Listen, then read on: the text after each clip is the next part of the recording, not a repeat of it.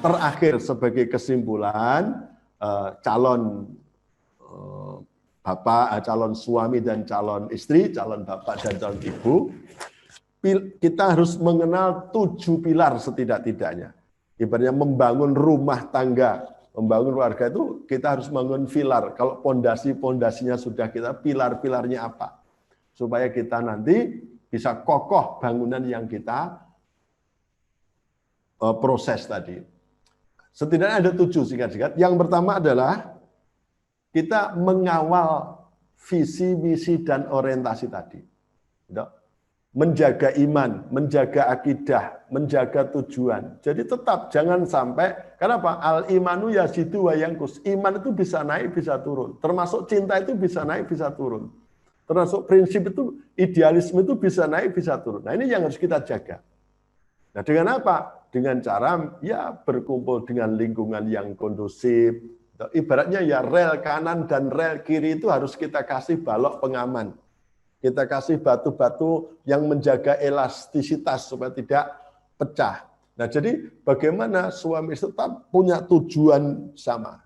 Nah ini kadang-kadang karena intervensi, karena hobi, karena HP dan seterusnya, kadang-kadang orang tujuannya sudah mulai beda. Jangan sampai suami istri ingin sakinah kok tujuannya mulai ada yang mulai menyimpang. Rel kok mulai bengkok salah satu nanti sudah nggak bisa dilewati.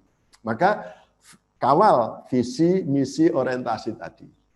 Dengan menjaga keimanan, menjaga akidah, menjaga ketauhidan, lingkungan, jamaah, dan seterusnya. Yang kedua, kembangkanlah ilmu, memperkaya referensi. Gitu. Allah menyatakan dalam surat Bani Israel ayat 36, janganlah kamu mengikuti sesuatu tanpa dasar ilmu. Sesungguhnya pendengaran, penglihatan, dan hati masing-masing akan dimintai pertanggungjawaban. Paling tidak, Allah juga menyindir dalam surat Az-Zumar ayat 9 itu. Hal yastawil ladina ya'lamuna wal ladina la ya'lamun. Adakah sama orang yang berilmu dengan orang yang tidak berilmu? Jadi rumah tangga, keluarga yang dilengkapi dengan ilmu dengan tidak itu beda. Kenapa? Ilmu itu adalah senjata menghadapi masalah. Jadi hidup itu kan untuk menaklukkan masalah, bukan untuk lari dari masalah. Maka sebetulnya kesulitan itu tidak ada. Yang ada adalah ketidakadaan ilmu. Nah, bagi orang yang punya ilmu, persoalan berat pun jadi mudah. Tapi kalau nggak punya ilmu, persoalan ringan pun jadi berat. Contoh otomotif, kita punya motor sama sekali nggak punya ilmu otomotif. Mentang-mentang bisa beli motor, ya hanya tinggal nyetater saja. Tapi kalau ada masalah kita pusing. Bisa jadi kita tinggalkan motor kita. Tapi kalau orang yang punya ilmu, meskipun masalahnya berat, gampang aja dia sudah punya ilmu. Rumah tangga juga begitu. Orang yang membangun rumah tangga punya ilmu, itu akan beda dengan orang yang tidak punya ilmu. Maka saya sarankan, di samping kuliah pranikah, nanti silahkan tetap punya perpustakaan kalau perlu. Gitu.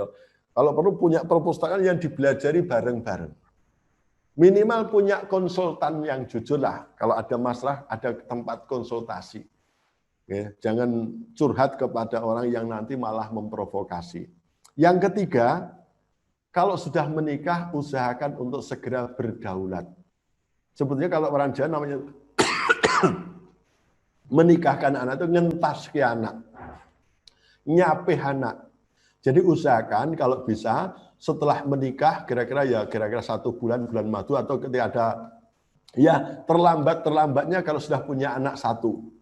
Berusahalah untuk membangun keluarga yang berdaulat. Anggap saja keluarga orang tua kita itu adalah keluarga superpower. Kita sudah waktunya merdeka dari intervensi superpower. Hati-hati dengan subsidi. Subsidi bantuan itu adalah alat yang efektif untuk membuka pintu intervensi. Jadi kadang-kadang kalau kita disubsidi diberi oleh orang tua kita, kadang-kadang kita disetir.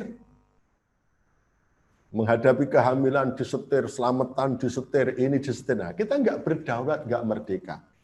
Kalau bisa, untuk sementara, kalau bisa, yang paling mudah adalah pihak istri tinggalnya keluarga baru ini berada di keluarga istri. Itu paling mudah. Tapi kalau terpaksa harus tinggal di keluarga suami, suami harus jadi orang hebat. Harus jadi jembatan yang baik.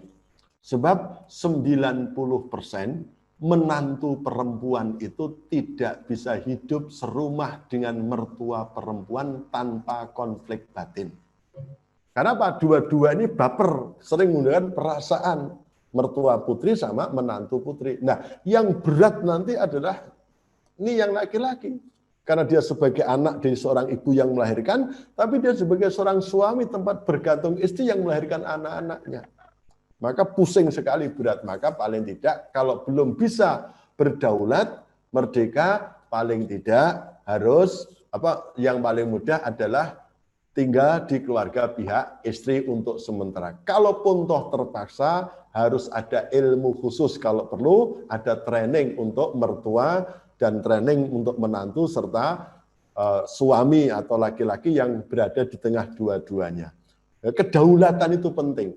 Kemudian yang ketiga yang keempat adalah apa? Cerdas di dalam berkomunikasi. Jadi suami istri itu bukan ahli kebatinan. Omong kosong kalau bilang aku tahu apa yang ada di hatimu, engkau pun tahu apa yang ada di hatiku, bel gedes. Aku tahu apa yang kau mau itu enggak mungkin. Ya, kalau di dadamu ada panu itu aku tahu. Maka yang ada dalam dada, di kepala itu dikomunikasikan dengan baik. Komunikasi yang jelek, persoalan ringan jadi berat. Tapi kalau komunikasi baik, persoalan berat pun akan mudah ringankan.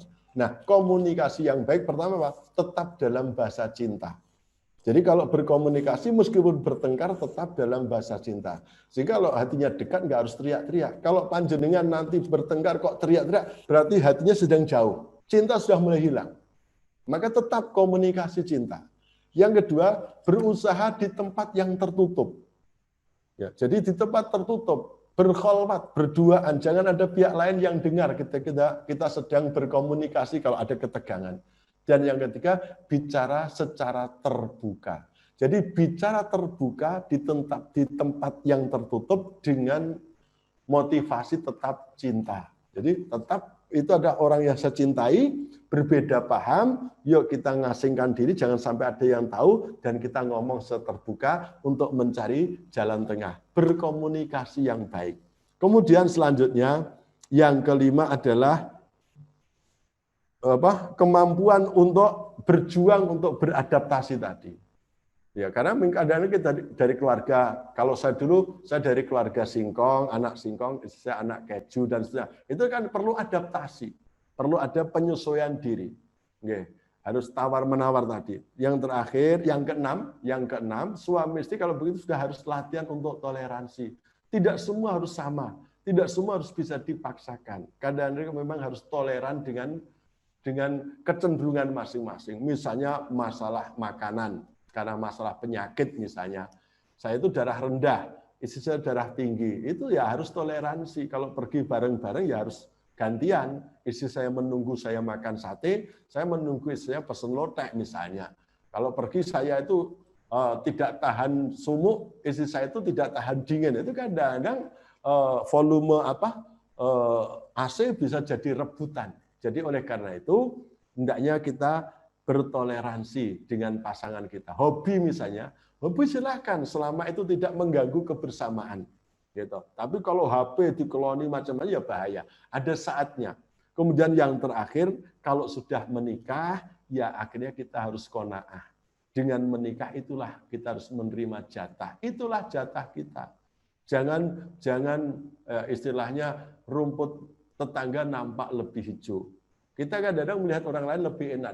Tidak, semua orang alami hal yang sama. Maka kita harus menerima apa adanya dengan segala kelebihan dan kekurangan, siap untuk suka dan duka bersama. Karena itulah jodoh yang telah kita pilih, sudah diizinkan oleh Allah SWT, sudah direstui oleh keluarga, tetangga, dan relasi kita. Maka kita harus istiqomah, segalanya kita harus berproses bareng-bareng. Qanaah.